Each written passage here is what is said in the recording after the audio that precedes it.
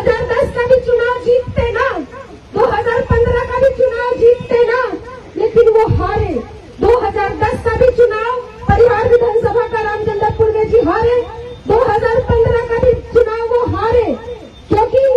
जब सोनवर्षा विधानसभा था तो कुछ जाति समीकरण के कारण वो विधायक बने,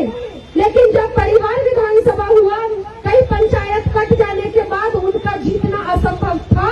और असंभव है, वो नहीं जीत सकते।